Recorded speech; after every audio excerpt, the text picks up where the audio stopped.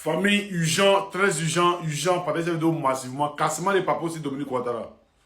Cassement des papos sur Dominique Ouattara. Où elle est quittée, qui elle est, enfant de qui. Si Dominique Ouattara, jusqu'à elle arrive au pouvoir, c'est qu'elle fait jusqu'aujourd'hui. Cassement des papos, partagez cette vidéo massivement, les gars. Partagez-la dans tous les groupes. Voilà, on regarde la vidéo et puis je reviens tout à l'heure. Ouattara devient en 2011 la première dame de Côte d'Ivoire, possédant une immense fortune et exerçant une influence considérable au sein du pouvoir ivoirien, aux côtés de son époux, Alassane Ouattara. Dans l'épisode d'aujourd'hui, nous allons nous intéresser à l'histoire incroyable de Dominique Ouattara. Comment cette fille d'un simple employé de la ville de Constantine en Algérie, ayant grandi dans une famille modeste, loin des cercles du pouvoir et du luxe, a au fil du temps réussi à accumuler une énorme richesse, la faisant ainsi devenir la première dame la plus riche d'Afrique. Son parcours débute dans les années 80, lorsque Dominique arrive en Côte d'Ivoire à l'âge de 22 ans, en compagnie de son mari Jean Folorou, un coopérant français et professeur d'économie. Elle est alors mère de 2 enfants, Loïc et Nathalie. À cette époque, elle occupe un poste subalterne dans une agence des Nations Unies. Plus tard, son mari décède soudainement. Après cette tragédie, Dominique se tourne vers l'immobilier, soutenu par des personnalités influentes comme Abdoulaye Fadiga, alors gouverneur de la BCEAO. Dominique Folorou se retrouve rapidement dans le cercle restreint du président ivoirien de l'époque, Félix Houphouët-Boigny, surnommé le Vieux. Ce dernier lui confie la gestion de son immense patrimoine, marquant le début de sa carrière dans la gestion de fortune. Grâce à la recommandation d'Houphouët-Boigny, elle prend également en charge les biens du président gabonais, Omar Bongo. Pour mener à bien cette mission, Dominique Folorou crée l'Agence internationale de commercialisation immobilière, ICI. À une époque où il n'y avait ni surveillance des biens mal acquis, ni société civile militante, les mandats prestigieux de Houphouët-Boigny et Bongo suffisaient à propulser la ICI. L'agence prospère et s'étend, affichant un chiffre d'affaires de plusieurs millions d'euros et ouvrant des succursales à Abidjan, Libreville, Paris et Cannes. Sa carrière s'avère être un succès professionnel, mais suscite également des interrogations, notamment de la part de Bernard Houdin, ancien conseiller de Laurent Gbagbo. Il s'interroge sur certains mouvements financiers entre un compte d'Houphouët-Boigny à l'UBS et les comptes personnels de Dominique Folorou. Il rapporte que, entre le 16 septembre et le 9 janvier 1989, soit pendant environ 28 mois, Madame Folorou reçoit en plusieurs virements l'équivalent de plus de 24 millions de francs français sur ses comptes bancaires à la Société Générale à Sanary, puis à Monaco, ainsi que sur son compte à la Société de Banque Suisse, SBS, à Genève. Les fonds proviennent d'un compte d'Houphouët-Boigny à l'UBS, également ouvert à Genève. S'il s'agit de la rémunération de ses activités de gestionnaire des comptes du patrimoine d'Houphouët-Boigny, pourquoi cet argent est versé sur son compte personnel et pas sur celui de l'entreprise qui gère? Houdin met également en lumière un virement suspect de 2,4 millions de francs français effectué le 6 janvier 1987 sur le compte d'un proche de Dominique Folorou au Crédit Agricole de la Loire. Cet argent proviendrait du même compte UBS. C'est par le biais de ses activités commerciales que Dominique Folorou rencontre Alassane Ouattara, alors directeur Afrique au Fonds monétaire international FMI à Washington. Ouattara, à la recherche d'une personne de confiance pour gérer son patrimoine, est dirigé vers Dominique. Leur relation professionnelle évolue en une histoire d'amour. En 1990, Ouattara est nommé Premier ministre d'Houphouët-Boigny. Dominique, veuve avec 2 enfants, et Alassane, divorcé avec 2 enfants de son premier mariage, se marient en 1991 à la mairie du 16e arrondissement de Paris. Leur mariage se tient en présence de personnalités telles que Cécilia Sarkozy, alors épouse de Nicolas Sarkozy, de l'industriel Martin Bouygues et de Jean-Christophe Mitterrand, à l'époque conseiller Afrique de son père François Mitterrand. Devenue épouse de politiciens, Dominique Ouattara continue à exercer une influence considérable, notamment par le lobbying pour son mari, tant auprès des milieux d'affaires français que des cercles politiques de droite et de gauche. ce lobbying est particulièrement efficace au sein du Parti socialiste.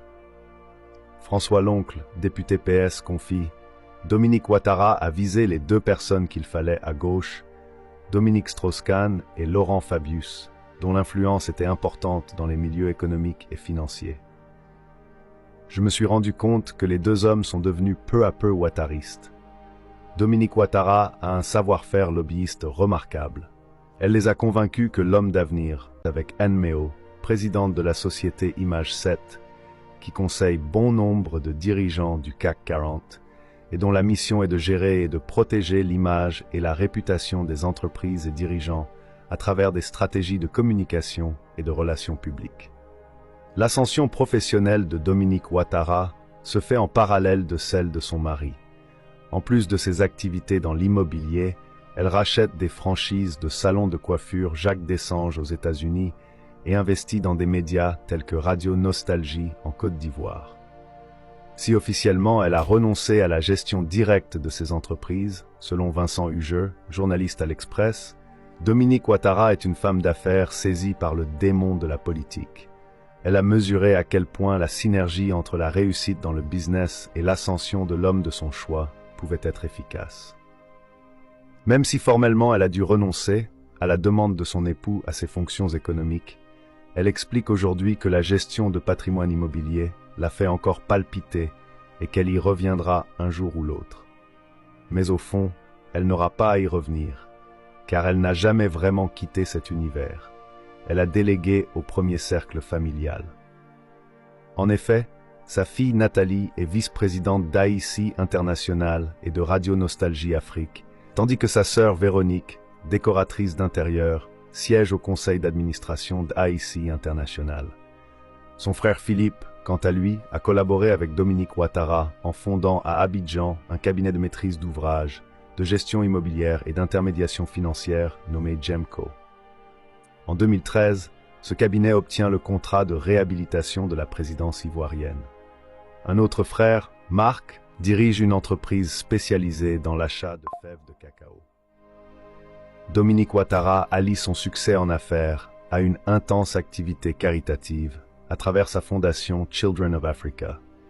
Elle organise des dîners de gala réunissant des personnalités du sport, de la musique et du cinéma et prend régulièrement la parole en tant qu'ambassadrice de sa fondation, comme le 27 août 2015, lorsqu'elle est invitée d'honneur à l'université d'été du MEDEF. Au sein des partenaires économiques proches des époux Ouattara figure la société Armajaro, une entreprise britannique de courtage en matières premières, jouant un rôle central dans la filière cacao. Dirigée par Anthony Ward, cette société était bien représentée lors de la cérémonie d'investiture d'Alassane Ouattara en mai 2011. Loïc Folorou, le fils de Dominique Ouattara, a été directeur Afrique d'Armajaro, une entreprise dont l'importance dans la filière cacao rappelle celle qu'elle avait sous Houphouët-Boigny.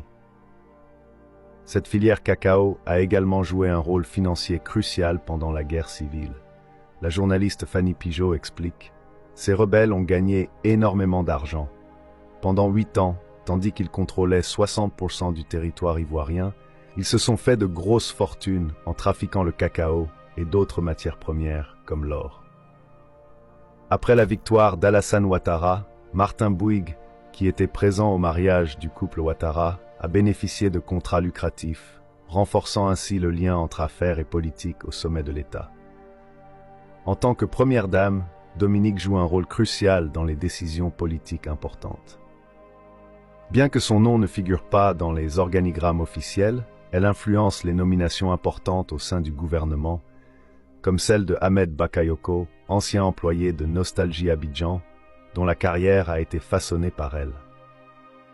À l'inverse, son veto peut ruiner des carrières, comme celle de Guillaume Soro, ancien Premier ministre et président de l'Assemblée nationale, qui souffre encore de son opposition. À Abidjan, il est bien connu que pour réussir en affaires ou accéder aux plus hautes fonctions de l'État, il est crucial d'être en bons termes avec Dominique Ouattara. Si vous avez été captivé par l'incroyable ascension de Dominique Ouattara, n'oubliez pas de liker, partager cet épisode et d'activer la cloche de notification pour rester informé de nos prochains contenus fascinants.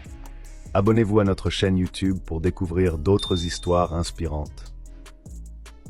Comme on l'a dit, comme on vous a dit, tous les papos crew seront de crew. Tout ce que vous avez fait dans le noir, on va exposer tout ici. Tout ce que vous avez fait dans le noir, on va tout exposer. On a sa famille, c'est ça, c'est pour cette vidéo massivement. Partagez-la dans tous les groupes. Partagez la vidéo dans tous les groupes. On est ensemble, les gars.